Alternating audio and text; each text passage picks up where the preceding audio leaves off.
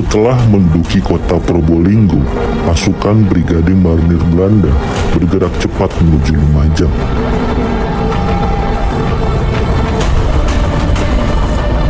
Perjalanan mereka dihambat oleh sejumlah pejuang Probolinggo hingga ke perbatasan Lumajang.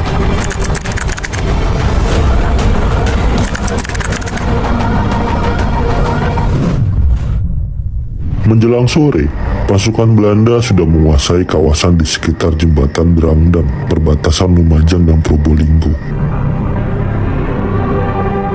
Beranjak malam, Camat Ranuyoso Cokrosuyono melintasi jembatan Drangdang untuk mengamati situasi. Naas, Cokrosuyono yang mengenakan seragam Front Pertahanan Kabupaten Lumajang ditangkap Belanda. Ia disiksa untuk mengeluarkan informasi dan kemudian dibunuh. Jenazahnya diketemukan di sungai yang tidak berair dengan hanya memakai celana dalam. Perjalanan koloni tempur Belanda terhambat karena Cokrosuyono telah memerintahkan barisan pecok, tukang kayu, untuk menebang pohon-pohon besar yang ada di sekitar jalan Probolinggo ke arah Lumajang. Pasukan Belanda kemudian diserang oleh 2.000 kompi Suwandak. Namun serangan itu tidak begitu berpengaruh. Pasukan Belanda yang didukung oleh tank-tank dan kendaraan panser mampu menerobos. Dan pasukan kompi Suwandak memilih mundur untuk melakukan konsolidasi. Menjelang pagi, pasukan Belanda tiba di Kelakah.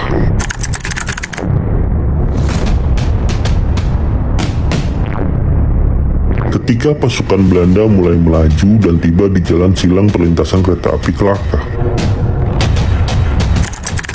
mereka langsung dibombardir metalio ringan oleh kompi Sukertio dengan kekuatan 1,5 Dengan jumlah personil seadanya, serta kekurangan perlengkapan tempur, pasukan TNI tetap berjuang keras sebelum akhirnya dipukul mundur.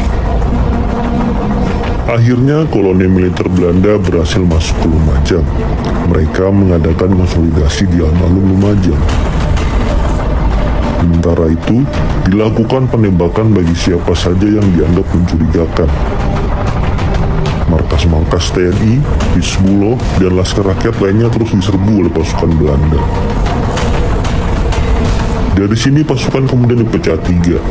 Sebagian diarahkan untuk mengamankan pabrik gula Jatiroto, bagian yang lain untuk menguasai Pronojiwo, sisanya bertahan di kota Lumajang.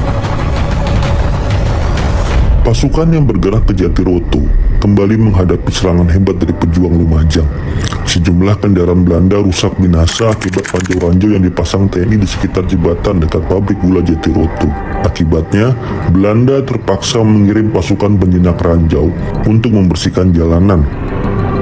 Meskipun akhirnya mereka bisa menguasai pabrik gula Jatiroto.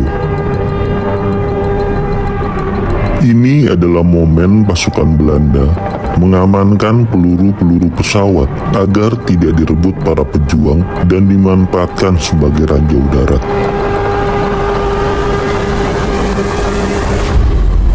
Sebelum pasukan Belanda bergerak ke Pronojiwo, pesawat Belanda sudah menjatuhkan bom di markas Front Pertahanan Kabupaten Lumajang dan Pasar Pronojiwo. Banyak korban berjatuhan, baik dari pejuang maupun rakyat sipil. Pasukan TNI tidak bisa berbuat banyak karena minimnya perlengkapan militer. Mereka memutuskan mundur dan melakukan long march melewati hutan dan perbukitan ke arah Malang. Untuk menghambat mobilisasi pasukan Belanda, tentara dari Zeni Pionir 22 Jatiroto kemudian meledakkan jembatan Geladak Perak yang menghubungkan Lumajang dan Malang. Namun Belanda tidak menyerah. Dengan menyandang senapan Garan M1 dan karbin M1 di bahu, mereka mengejar ke arah lereng Semeru. Setelah menguasai Lumajang, 2 peleton marinir mengasuh di kamar hotel. Mereka merayakan kemenangan dengan memakan pisang. Tampak potret Soekarno, bendera merah putih, dan pelat propaganda bertuliskan slogan merdeka.